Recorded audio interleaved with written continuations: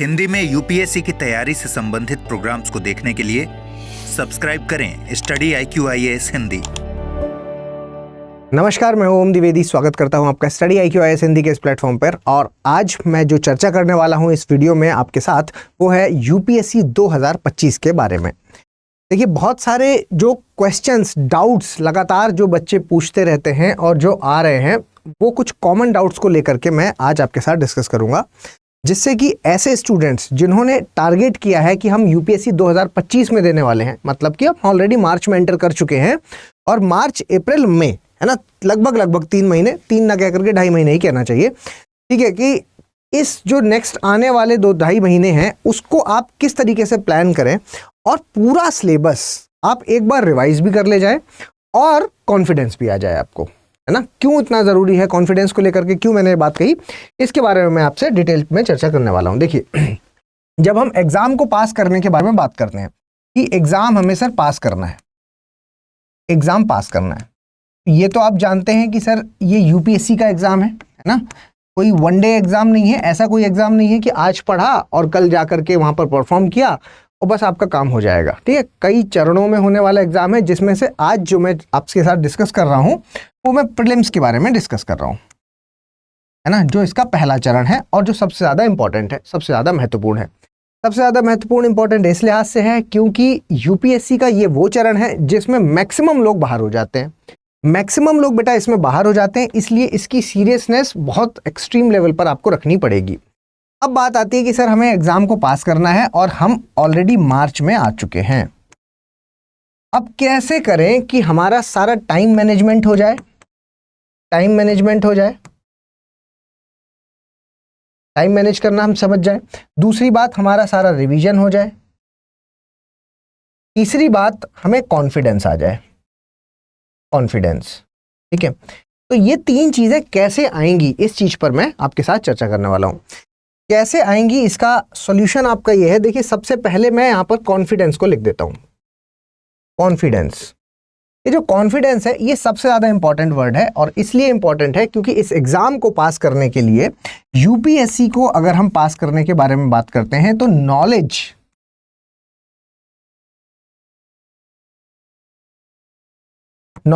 Plus confidence दोनों का है खेल है, जिसमें मेरा मानना है कि नॉलेज अगर आपको 40% भी है तो आपका काम हो जाएगा, लेकिन अगर 60% आपने कॉन्फिडेंस नहीं रखा तो आप लड़खड़ा जाएंगे, गिर जाएंगे। अब सवाल उठता है कि सर ये कॉन्फिडेंस आएगा कैसे। तो बेटा देखिए, कॉन्फिडेंस को लाने का एक इकलौता तरीका है जब आप बहुत सारी प्रैक्टिस करते हैं, बहुत सारी प्रैक्टिस करते हैं। किस चीज़ की प्रैक्टिस करते हैं? MCQs की। बहुत सारे MCQs लगा लेते हैं और उसकी प्रैक्टिस करते हैं, तो उसके बाद जब आप देखेंगे कि आपके जितने भी प्रैक्टिस पेपर हैं, जो भी टेस्ट आप लगा रहे हैं, उसमें अगर आप 50% मार्क्स ला पा रहे हैं, 50% है ना, पास होने के लिए आप 50% को एक मानक मान सकते हैं कि सर 50% को हम टारगेट लेकर के चलेंगे। 50% से कम मत लेके चलिए, क्योंकि नो डाउट मैं समझता हूँ ये बात कि अभी पिछले कुछ सालों से यूपीएससी का कट ऑफ डाउन हो गया है, नीचे हो गया है, लेकिन फिर भी मुझे लगता है कि 50% तो लेकर के चलना चाहिए। 100 क्वेश्चंस का पेपर होता है, जिसमें से आपको कम से कम 50 क्वेश्चंस लाने होंगे पास करने के लिए, ठीक है। 50 क्वेश्चंस आपको ठीक करके आना होगा, नेगेटिव वगैरह हटा करके, ठीक है। तो 50% अगर आप ले आते हैं टेस्ट में तो आप पास हो जाएंगे। तो हर एक टेस्ट में जब आपके 50% आने लग जाएंगे तो आपको कॉन्फिडेंस अपने आप डेवलप होने लगेगा। देखिए, अपने अंदर भरोसा कीजिए कि आपने बहुत कुछ पढ़ा है, पिछले 1 साल से आप लगातार पढ़ रहे हैं, तो सबसे पहले तो भरोसा करना होगा अपने ऊपर। जब तक आप भरोसा करेंगे नहीं, तब तक ये कॉन्फिडेंस डेवलप होगा नहीं। तो अब द्वंद्व कहाँ फंस जाता है? द्वंद्व यहाँ पर फंस जाता है कि सर जब मैं रिविजन करने बैठता हूँ, है ना, ये सारी प्रैक्टिकल प्रॉब्लम्स हैं जो स्टूडेंट्स मुझसे डिस्कस करते हैं, वही मैं आज आपके साथ डिस्कस कर रहा हूँ कि सर जब मैं प्रैक्टिस करने बैठता हूँ और जब मैं रिवीजन करने बैठता हूँ, तो दोनों में प्रॉब्लम होती है। क्योंकि इस वक्त अब मैं इन्हीं दोनों के बारे में बात करूंगा, क्योंकि मार्च है, अप्रैल में अब आपको कुछ और नया पढ़ना नहीं है, सिर्फ रिवीजन करना है और प्रैक्टिस करना है। तो जब मैं सर रिवीजन करने बैठता हूँ तो क्या होता है कि मैं फिर सारा दिन रिवाइज ही करता रहता हूँ, प्रैक्टिस कहीं ना कहीं छूट जा रहा है, क्योंकि ऐसा महसूस होता है कि मैं रिवीजन कर रहा हूँ तो याद ही नहीं आ रहा है कुछ, ऐसा लग रहा है कि सब कुछ नया है, तो लगता है दोबारा से एक बार पढ़ लिया जाए। तो प्रैक्टिस पीछे रह जा रही है। और जब मैं प्रैक्टिस करने बैठता हूं तो ज़्यादा से ज़्यादा मैं एक पेपर लगाता हूं और उसके बाद इतने क्वेश्चंस मेरे गलत हो जा रहे हैं, इतने क्वेश्चन गलत हो जा रहे हैं कि उसका मैं एनालिसिस और रिवीजन करता हूं जब, तो वहीं पर सारा का सारा टाइम खराब हो जा रहा है। तो टाइम मैनेजमेंट कैसे हो, टाइम मैनेजमेंट कैसे हो जिससे कि ये दोनों चीज़ें आसानी से हो जाएं, प्लस मुझे इतना कॉन्फिडेंस आ जाए कि हाँ अब मैं 50% क्वेश्चंस ठीक कर सकता हूं पेपर के अंदर। ठीक है, तो उसका एक ही तरीका है। देखिए, आपको टाइम मैनेजमेंट पर यहाँ पर फोकस करना होगा। आपको अपने दिन को 2 पार्ट में बांटना है। ठीक है, शुरुआत करेंगे आप रिवीजन से, रिवीजन से शुरुआत कीजिए। और रिवीजन से शुरुआत करने के बाद आप फिक्स कर लीजिए कि भाई मैं 12 बजे तक या 2 बजे तक, है ना, 12 बजे तक या फर्स्ट हाफ मान लीजिए, जब तक आप खाना नहीं खाते और खाना खाने के बाद, ये 2 हिस्से आपने बना लिए। तो खाना खाने के बाद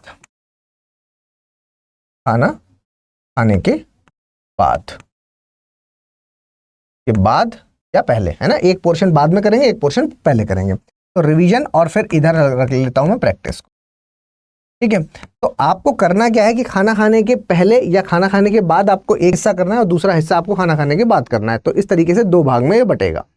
यहाँ आपको बहुत दृढ़ संकल्प रखना होगा अपने अंदर कि भाई मैं रिवीजन जब करूं तो मैं जिस चीज़ का रिवीजन करूंगा, जिस सब्जेक्ट का रिवीजन करूंगा, कोशिश करूंगा कि प्रैक्टिस भी मैं उसी पोर्शन की करूं। ठीक है, तो इससे क्या होगा कि एक देखिए, अभी क्या है, ये सीखने का टाइम है। तो इस वक्त जब आप सीखने के दौर में हैं तो अभी सारे प्रॉस कॉन्स, सारी जो भी आपको हथकंडे अपनाने हैं वो सब अभी कर लीजिए, है ना। जितनी बार आप फेल होना चाहते हैं उतनी बार फेल हो जाइए, अभी पेपर में मत हो जाना, है ना। पेपर में आप नहीं फेल हो, इसके लिए ही ये सब कुछ आपको बताया जा रहा है। तो रिवीजन आपको क्या करना है, दिन के एक हिस्से में आपको रिवीजन कर लेना है और दिन के दूसरे हिस्से में आपको प्रैक्टिस करना है। ये एश्योर कीजिए, पेपर 1 लगाएं, 2 लगाएं, कोई दिक्कत नहीं है। आप जितने मैक्सिमम लगा पाएंगे उतने लगाएंगे, लेकिन ये एश्योर करना है आपको कि जो भी आप क्वेश्चन पेपर लगाएंगे उसमें जो भी क्वेश्चंस आपके रॉन्ग हुए हैं, है ना, जो भी आपके गलत हुए हैं, रॉन्ग हुए हैं, उनका एनालिसिस ज़रूरी है। सही वालों को छोड़ दीजिए, है ना। कई बार आप ये होता है कि सर होता क्या है कि आपने कहा था कि रॉन्ग वाले का ही एनालिसिस करना है, लेकिन सही मेरे बहुत सारे ऐसे क्वेश्चन भी हो गए थे जो मैंने गैस वर्क से सही कर लिए थे। तो कोई चिंता नहीं है, आज वो सही हो गए हैं, कल जब आप पेपर लगाएंगे तो गलत हो जाएंगे वापस, तो फिर उसका एनालिसिस तब हो जाएगा। ठीक है, तो आपको सिर्फ गलत वालों का ही एनालिसिस करना है, गलत वाले को एनालिसिस कीजिए और कोशिश कीजिए कि यहाँ आप आइडेंटिफाई करें। ठीक है, क्वेश्चंस को पहचानिए, पहले पहचान कीजिए कि भाई मेरे गलत वाले कौन से हैं और मेरे ऐसे क्वेश्चंस कौन से हैं जो फैक्चुअल एरर से गलत हुए हैं, और ऐसे क्वेश्चंस कौन से हैं जो मेरे कॉन्सेप्ट की वजह से गलत हुए। ठीक है, ये आपकी की टू सक्सेस रहेगी। देखो, फैक्ट तो ऐसे हैं कि बहुत सारे फैक्ट हैं, सारे आप याद नहीं कर सकते। जब ये गलत होगा तो आप इसको क्या है, याद कर लीजिए, है ना। अपनी एक फैक्ट बुक बना करके अलग रखिए और उसमें जो जो ऐसे फैक्ट हैं जो बार बार रिपीट हो रहे हैं उनको आप अलग याद कर लीजिए। लेकिन जो कॉन्सेप्ट है ये आपके लिए की टू सक्सेस है, क्योंकि यहां अगर क्वेश्चन गलत हो रहा है तो एक बार इसको सीख लिया तो फिर दोबारा से गलत होगा नहीं। ठीक है, तो ये वाले पकड़िए कि कौन से ऐसे क्वेश्चंस हैं जो आप अटेम्प्ट कर रहे हैं, यानी कि आप जानते हैं, वरना आप अटेम्प्ट ही नहीं करते। अगर आपने अटेम्प्ट किया तो फिर उस केस में आपने पहले अटेम्प्ट किया और अटेम्प्ट करने के बाद आपने ये देखा कि गलत हो गया और था ये कॉन्सेप्चुअल क्वेश्चन, तो यानी कि कंसेप्ट में कहीं ना कहीं झोल है, कहीं ना कहीं कुछ ना कुछ प्रॉब्लम है। तो उस कंसेप्ट को वापस से रिवाइज कीजिए, समझिए और उसी कंसेप्ट पर बेस्ड बहुत सारे क्वेश्चंस लगा लीजिए। तब तक क्वेश्चंस लगा लीजिए जब तक आपको कॉन्फिडेंस ना आ जाए कि अब इस वाले कॉन्सेप्ट से अगर क्वेश्चन आएगा तो मेरा गलत नहीं होगा। ठीक है, तो ये काम आपको यहाँ पर करना है।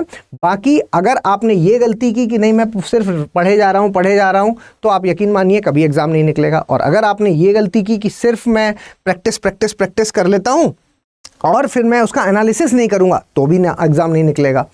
तो आपको प्रैक्टिस तो करना ही करना है, प्रैक्टिस करने के बाद अपनी संख्या को बढ़ाना है। मतलब अगर अभी आज आपकी कंडीशन ऐसी है कि आप मान लीजिए कि 30 क्वेश्चन का स्कोर ला पा रहे हैं, ठीक है, 30 क्वेश्चन बोल रहा हूँ, मार्क्स नहीं बोल रहा, ठीक है, 30 क्वेश्चन का स्कोर ला पा रहे हैं, 30 क्वेश्चन ही सही हो पा रहे हैं आपके, तो आपको अभी 20 क्वेश्चन को बढ़ाना है ना, 50 लेकर के आने ना 100 में से। तो अगर 50 लेके आना है तो 20 क्वेश्चन की लड़ाई अभी लड़नी है आपको। तो 20 क्वेश्चन कैसे बढ़ाएंगे, इनको आइडेंटिफाई करना बहुत ज़रूरी है।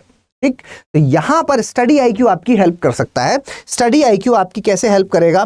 स्टडी आईक्यू का जो हमारा SIP बैच, ये लास्ट चांस है आपके पास, ध्यान रखिए, ये आपके पास लास्ट चांस है, अंतिम मौका है SIP बैच का। तो SIP बैच है, ये फोकस्ड है आपके लिए, फोकस्ड है किस चीज के लिए?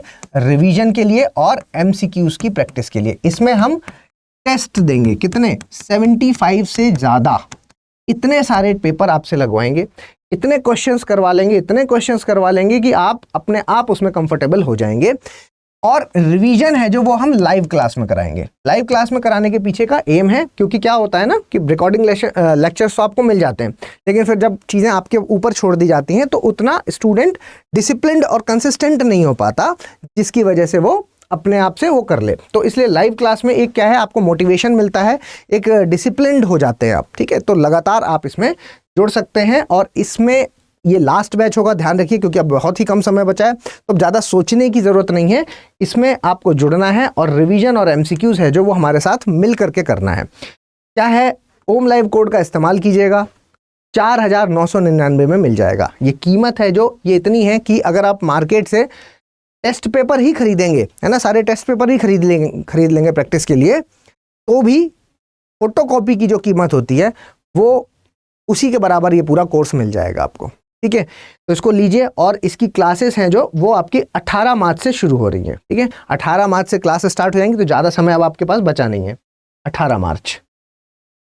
बाकी कोई भी कंफ्यूजन होता है तो आप मुझे टेलीग्राम पर रीच आउट कर सकते हैं, हमारी टीम से रीच आउट कर सकते हैं। एक बात और, आप ब्राउशर जरूर देखिएगा, है ना। ये देखिए, ये मैंने खोल के रखा हुआ है आपके लिए कि आप यहाँ जाइए स्टडी आईक्यू की वेबसाइट पर और हिंदी वाले पोर्शन में जाइए, और उसमें आपको यहाँ पर ये SIP का बैच मिलेगा, और SIP के बैच के अंदर व्यू PDF में जाएंगे तो व्यू PDF में आपको ये ब्राउशर खुल जाएगा। एक एक डिटेल इसमें दी हुई है, कौन सी टीम है, कब पढ़ाएगी, क्या क्या पढ़ाएंगे, कैसे पढ़ाएंगे, हर एक चीज़ इसमें मेंशन्ड है, ठीक है। तो कन्फ्यूज़न कोई भी नहीं होना चाहिए, इसलिए इसको एक बार पढ़ लीजिएगा। बाकी आप कोड लगाते समय ध्यान रखिएगा कि बाई नाउ पे जाकर के अपनी डिटेल्स भरेंगे, उसके बाद वहाँ पर ओम लाइव कोड का इस्तेमाल ज़रूर कीजिएगा, अदरवाइज फिर हो सकता है आपको ये कॉस्टली पड़ जाए। मुझसे पूछना है कुछ तो मुझे रीच आउट कर सकते हैं। टेलीग्राम चैनल है मेरा, ओम द्विवेदी स्टडी IQ, लिख देता हूँ यहाँ पर, ओम द्विवेदी स्टडी IQ।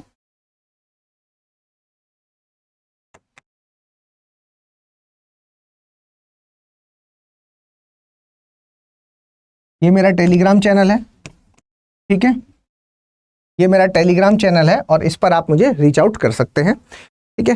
कोई भी किसी भी तरीके का कन्फ्यूजन हो तो तुरंत कन्फ्यूजन अपना खत्म कीजिए। फिर मिलेंगे किसी और लेक्चर में, तब तक के लिए धन्यवाद। हिंदी में UPSC की तैयारी से संबंधित प्रोग्राम्स को देखने के लिए सब्सक्राइब करें स्टडी IQ IAS हिंदी।